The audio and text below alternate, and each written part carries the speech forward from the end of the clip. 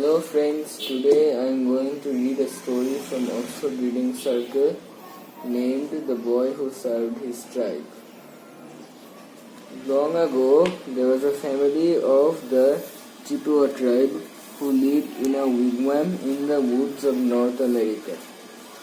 Mother and father, brothers and sisters were all very happy and contented, for they loved the good things of the earth. They loved the sunshine, the forest, and the cool springs of water. But they were often cold and hungry, for at this time the Chippewa people did not know about growing corn. Instead, they lived on only by hunting. Now, when the boys of this tribe reached the age of 14, it was the custom for them to go into some lonely place without food so that they could be alone for several days and think about the life which lay ahead of them.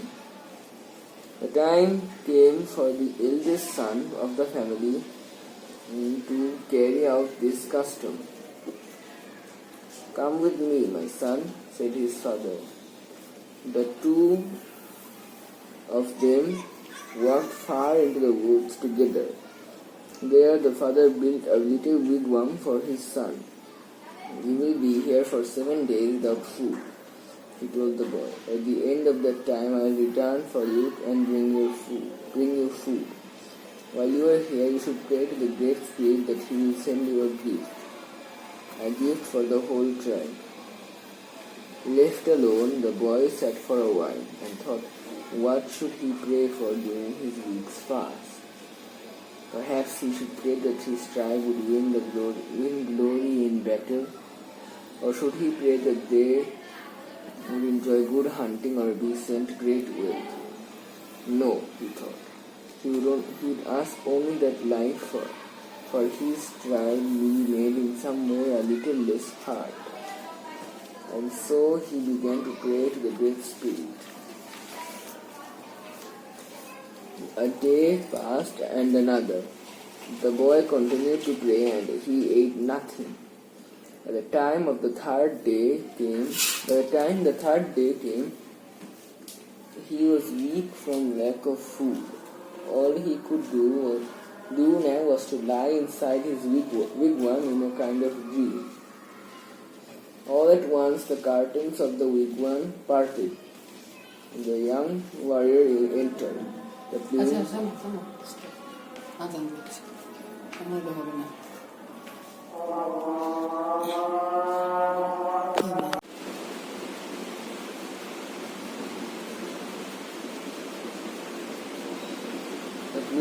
of his headdress were gleaming, and so were his moccasins and his cloak.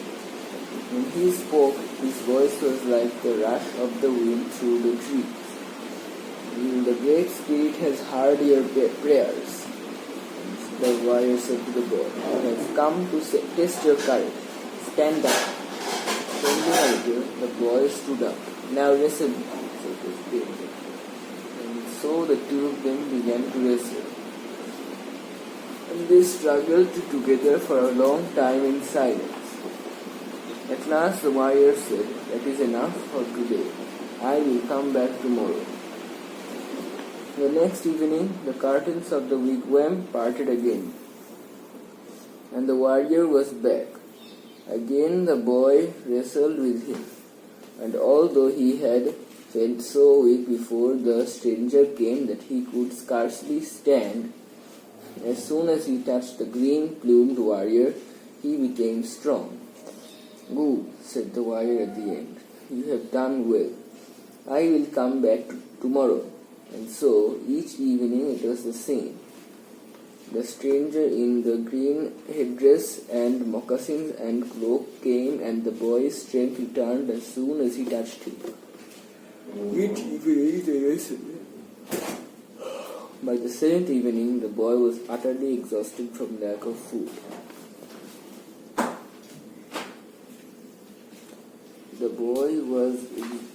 When the stranger came in, he managed to pull himself to his feet as usual. The two of them began to wrestle. Once again, as soon as they came to grips The boy felt his strength come back. It's strange, he thought, but tonight I think I could even throw this stranger to the ground.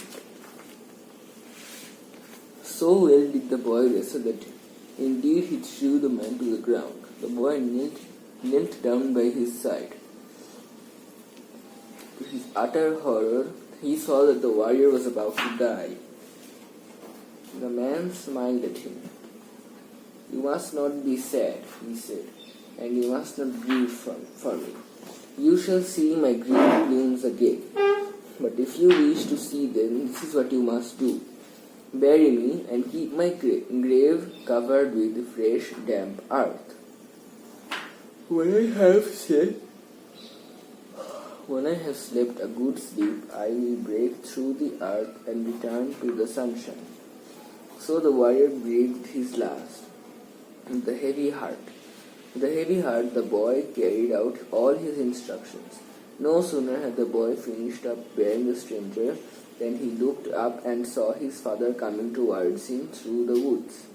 See, my son, I have come to fetch you, said his father, and I brought you food. Eat and your strength will soon return. And when the boy had eaten and regained his strength, they went home together to the family and to everyday life. But the boy did not forget his friend with green plumes, and he never forgot to visit the grave and to weed it and water it.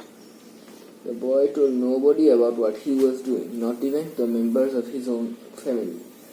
He was afraid that if he told people about the warrior and his visits, they would say that he had dreamt it all because he had been so weak from lack of food. Then one day the boy was coming home from the week's hunting trip. He decided to visit the warrior's grave. As he came near it, he saw that something was different. The fresh, clean earth of the grave was covered in green plumes. He went nearer. Not plumes, he said to himself softly. Leaves, wide, pale, green leaves. He stood there staring at them. He had never in his life seen leaves like them, and he did not know what to do. Should he tear them out? No. He shook his head, remembering how the young warrior had died. His eyes fixed on the boy's own. He told me to trust him, and I will. Weeks passed, and the boy went on watering and weeding the warrior's grave. The green shoots pushed up through the earth and became tall, strong plants. At last the day came when golden tassels swung from them. Thick golden tassels, then the boy knew that it was time to fetch his father to see them. The older man stood slightly at the side of the grave, while the boy explained the whole story. At last the father spoke.